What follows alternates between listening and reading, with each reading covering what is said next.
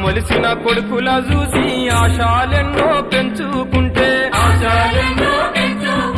చదువుకొని గొప్పోళ్ళయి సాతారని కలలు గంటే